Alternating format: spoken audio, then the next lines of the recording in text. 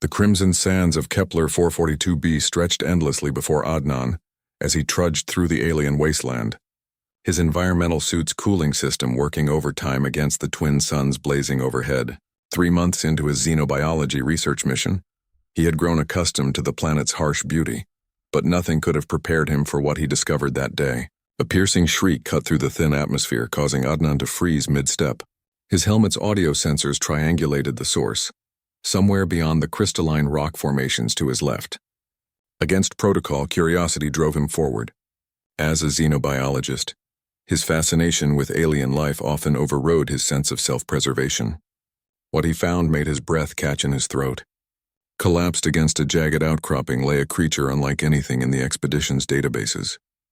She, for the graceful curves and delicate bone structure suggested femininity, possessed the general humanoid frame of an intelligent species, but with distinctly feline characteristics.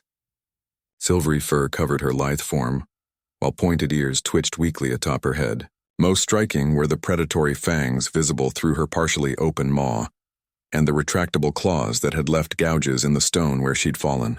Her left leg bent at an unnatural angle, clearly broken while deep lacerations marred her side. The alien's breathing came in rapid, shallow pants, and her large amber eyes, so remarkably expressive, fixed on Adnan with a mixture of pain and wariness. "Easy there," Adnan whispered, raising his hand slowly despite knowing she couldn't understand his words. "I'm not going to hurt you."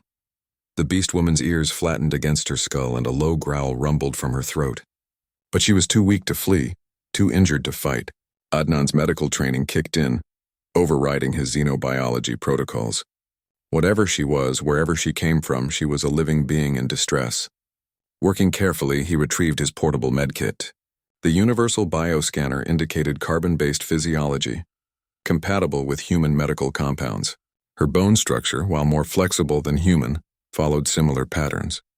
Most importantly, the nanomedical gel in his kit would work on her cellular structure.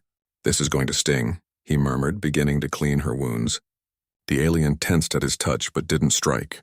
Perhaps she sensed his intent to help, or perhaps she was simply too weak to resist. As Adnan worked, applying biofoam to seal the lacerations and carefully splinting her broken leg, he found himself studying her features. Intelligence gleamed in those amber eyes, ancient, primal, but undeniably sapient. Hours passed as he tended to her injuries. When finished, Adnan sat back on his heels, exhausted but satisfied with his work. The alien's breathing had steadied, and some color had returned to her silver fur. "There," he said softly. "You should be fine in a few days." To his amazement, the Beastwoman slowly pushed herself upright, testing her splinted leg. She studied the careful bandaging, then turned those piercing eyes toward Adnan. When she spoke, her voice carried a melodic quality, despite the obvious strain. "You heal me," she said in heavily accented but recognizable Standard Galactic. "Why?" Adnan's eyes widened. "You speak Standard? How?" "I am Nahal of the Keshari," she replied, struggling to her feet with obvious effort. "Hunter Scout of the Silver Claw clan. I know many tongues." She paused, studying him intently. "You are human, yes? The small creatures from the blue world?" "Small creatures?" Adnan couldn't help but smile. "I suppose that's one way to put it. I'm Adnan, xenobiologist from Earth." Nihal's ears perked forward with interest. "Adnan," she repeated as if tasting the name. "You saved my life, Adnan of Earth. Do you understand what this means among my people?"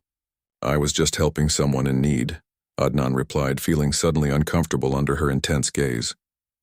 "It's what any decent person would do." Nihal's eyes widened and she took a halting step closer. "Any decent person? You speak as if such kindness is common among your species." "Well, yes. Generally speaking, humans help each other when—" "Impossible," Nihal breathed, her tail lashing behind her with agitation. "No species shows such selflessness to strangers, to aliens." She fixed him with that predatory stare. "What do you want in return? Mating rights? Territory? Resources?" Adnan felt heat rise in his cheeks. "I don't want anything. I just couldn't leave you there to die." For a long moment, Nihal stared at him in silence. Then, to Adnan's surprise, she dropped to one knee, pressing her clawed hand to her chest in what appeared to be a formal gesture. "By the laws of the Silver Claw," By the ancient codes of the hunt, I owe you a life debt, Adnan of Earth, she declared solemnly. You have shown me mercy when you had no obligation.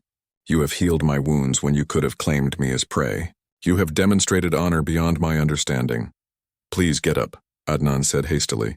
It's really not necessary. It is necessary. Nehal rose gracefully, her amber eyes blazing with an intensity that made Adnan step backward. Among the Kashari, to save another's life creates an unbreakable bond. You have claimed me whether you intended to or not. Claimed you? What does that mean exactly? Nehal's expression grew complex, part gratitude, part something deeper and more primal. It means, Adnan of Earth, that I belong to you now. My strength is your strength. My claws are your weapons. My life is forfeit to your protection. She stepped closer, close enough that he could see the flecks of gold in her amber eyes. And should you prove worthy, as I suspect you will, perhaps someday you will belong to me as well. The implications of her words sent a chill down Adnan's spine. Look, Nehal, I appreciate the gesture, but I cannot what? Cannot accept the loyalty of a Kashari warrior? Her ears flattened dangerously. Do you mock our traditions? No, this is all very sudden. Where I come from, we don't— Where you come from, Nehal interrupted. Creatures show kindness to strangers without thought of reward. Where you come from, beings risk themselves for others they have never met. She studied him with renewed fascination. Tell me, Adnan of Earth, how has your species survived with such peculiar instincts? Adnan found himself smiling despite the bizarre circumstances. Actually, we've done pretty well for ourselves. Turns out cooperation and compassion are surprisingly effective survival strategies. Nehal's tail swished thoughtfully. Fascinating, she murmured. No wonder the galaxy speaks of humans in whispers. They call you the strange ones, the unpredictable ones. Now I understand why. What happens now? Adnan asked. Nehal's expression grew determined, almost possessive. Now, my savior, you return to your people and continue your work. And I shadow your steps, protecting what is mine. She smiled, revealing those intimidating fangs. Whether you wish it or not, Adnan of Earth, you have earned yourself a guardian. The Silver Claw clan protects its own. As Adnan looked into those fierce amber eyes, he realized his simple act of compassion had set in motion something far greater than he could have imagined. In healing a fallen alien warrior, he had apparently claimed her loyalty, and perhaps her heart. The sands of Kepler 442b suddenly felt a lot less lonely.